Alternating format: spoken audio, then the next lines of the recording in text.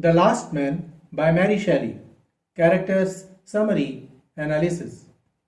Hello and welcome to the discourse. The Last Man, Mary Shelley's groundbreaking 1826 novel of global apocalypse, stands as a profoundly important yet often overlooked masterpiece in her literary career. This pioneering work of science fiction shifts the focus from the creation of life in Frankenstein to the end of human civilization, offering a haunting exploration of isolation, grief, and the fragility of society. Mary Shelley, born Mary Wollstonecraft Godwin in 1797, was the daughter of two famous philosophers, feminist writer Mary Wollstonecraft and political thinker William Godwin. Her mother died just days after her birth. She received an advanced but informal education through her father's library and intellectual circle. At 16, she began a romance with the married poet Percy Bysshe Shelley, and they eloped to Europe in 1814. Her life was marked by profound personal tragedy, including the deaths of three of her four children and the drowning of her husband Percy in 1822, when she was only 24. These experiences of loss deeply permeate her later works, especially The Last Man. Publication history and reception. Shelley published The Last Man in 1826. The novel was first published as a three-volume set by Henry Colburn in London. Unlike Frankenstein, which was an immediate success, The Last Man was critically savaged upon release and remained largely obscure for over a century. Critics of her time found its apocalyptic vision and political themes distasteful or confusing. It was not until the 1960s that the novel was rediscovered and re-evaluated by scholars. Today it is recognized as a foundational text in science fiction and apocalyptic fiction, and it's often ranked among her most ambitious and philosophically complex works. Genre and central themes.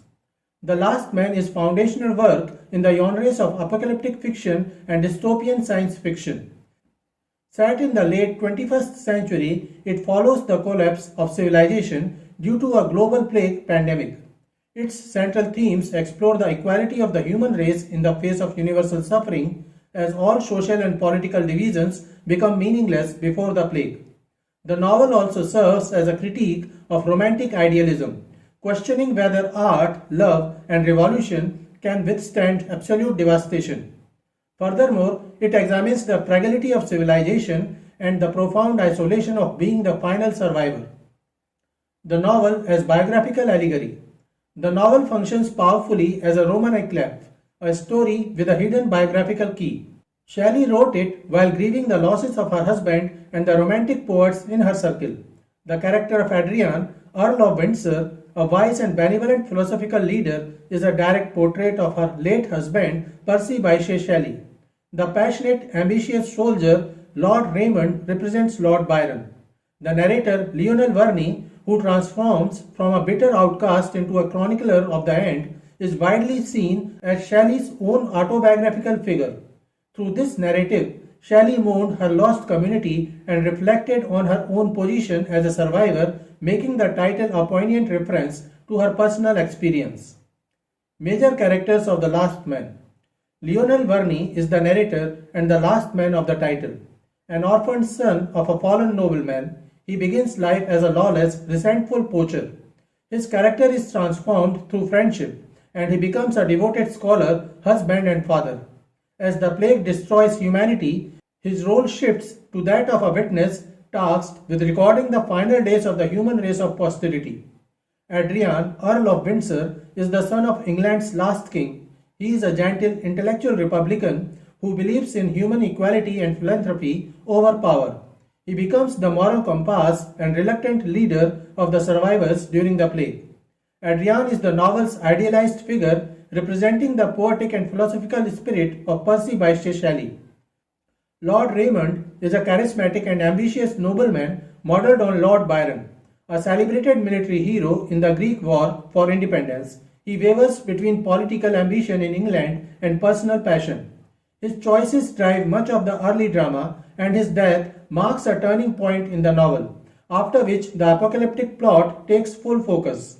Perdita is Lionel's sensitive and proud sister. She is deeply independent but becomes fiercely loyal after marrying Lord Raymond. Her story is one of tragic love. Devastated by Raymond's death, she ultimately dies by suicide, unable to face a world without him. Idris is Adrian's sister and Lionel's wife. She is gentle, loving, and self sacrificing, often acting as a stabilizing maternal force within the group. Her death from exhaustion and exposure while trying to help other survivors is a major personal loss for Lionel. The Countess of Windsor is the ambitious mother of Adrian and Idris and a former Queen of England. Haughty and scheming, she constantly plots to restore the monarchy and initially despises Lionel for his low status. She only reconciles with him after the plague has humbled the world. Evadne Jaime is a Greek princess with whom both Adrian and Raymond fall in love. Her pride and devotion lead to a life of suffering, and she dies in battle after prophesying Raymond's death. Clara is the young daughter of Raymond and Perdita. As one of the last children alive, she represents a fading hope for the future and survives deep into the plague years before meeting a tragic end. Summary of The Last Man. The story begins in the late 21st century, the year 2073, in a transformed England, where the monarchy has been dissolved following a peaceful revolution, establishing a republic. The narrator, Lionel Verney, introduces himself as the son of a fallen nobleman who died in poverty. Raised as an uneducated, bitter shepherd and poacher, Lionel's life is changed forever when Adrian, Earl of Windsor, the saintly son of the last king, seeks him out. Adrian, modelled on Percy Bysshe Shelley, represents enlightened romantic idealism. He educates and civilizes Lionel, integrating him into the circle of the nation's elite. This circle includes Adrian's sister Idris, whom Lionel marries, and his ambitious friend Lord Raymond, a charismatic military hero modelled on Lord Byron. Raymond becomes entangled with Lionel's passionate sister Perdita after a failed courtship with the exotic Greek princess Evadne. The first third of the novel focuses on these complex personal and political relationships, including Raymond's rise to power as Lord Protector of England, his restless resignation, and his fateful decision to lead the Greek army in conquering Constantinople. The novel's tone shifts decisively with the outbreak of a mysterious and unstoppable plague in Constantinople, where Lord Raymond is campaigning. Despite a great victory, Raymond perishes not in the battle but in the city's ruins, crushed during an act of reckless exploration, a symbolic end for the imperial adventurer. The plague begins its relentless westward spread. Initially, England feels secure, insulated by its borders, but the disease inevitably arrives. Shelley meticulously documents the crumbling of civilization. Laws become meaningless, agriculture ceases, commerce stops, and the global social order collapses. The plague acts as a great equalizer, rendering all political projects, whether republic or empire, utterly fertile and exposing the fragility of civilization. The central portion of the novel follows a dwindling group of main characters as they react to the escalating crisis. Adrian emerges as the moral leader, advocating for philanthropy and communal solidarity. He organizes the remaining healthy populace into agrarian colonies, attempting to preserve decency and hope.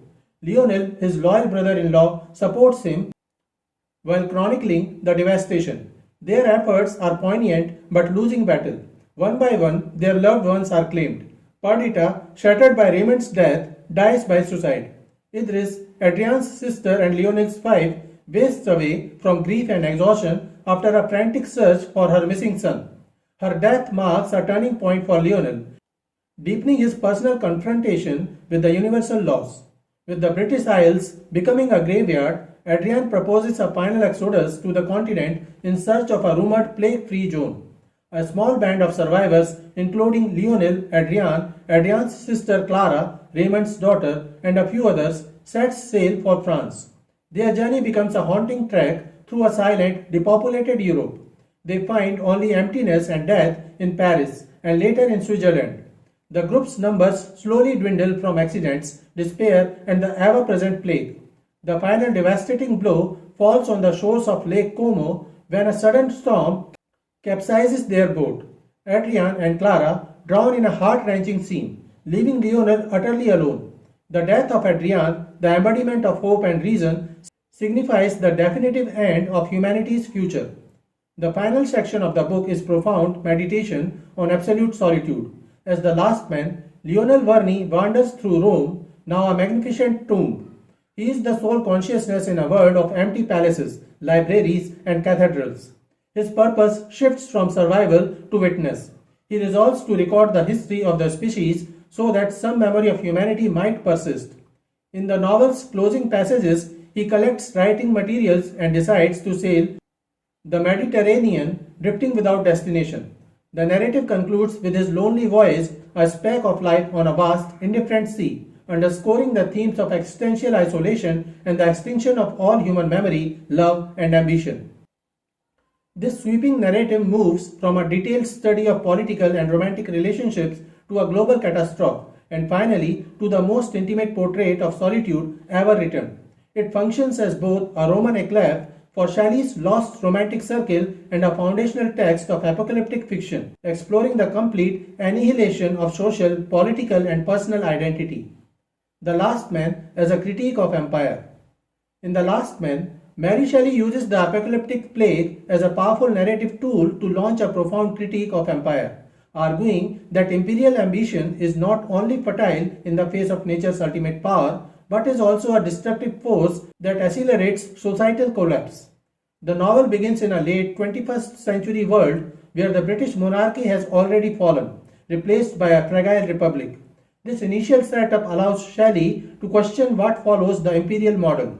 The characters grapple with the empty structures of power, showing that simply removing a king does not erase the ingrained habits of hierarchy and domination.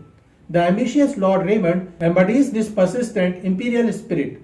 His personal drive for glory leads him to reignite the Greek War of Independence, not purely for liberty, but to build a new empire in Constantinople. His tragic fate, dying in the ruins of a besieged city, serves as a direct allegory for the inevitable downfall of imperial projects consumed by the very violence they unleash. The global plague, however, is Shelley's ultimate equalizer and her sharpest critique. It systematically dismantles the foundations of empire: military force, commerce, and cultural superiority. Armies perish, trade routes vanish, and the perceived civilization that empires claim to export is shown to be a superficial veneer. As the pandemic advances, national borders become meaningless, and the survival of English characters in a depopulated Rome underscores the ironic fate of empire. Survivors become stranded in the former capitals of past dominions, with no realm left to rule.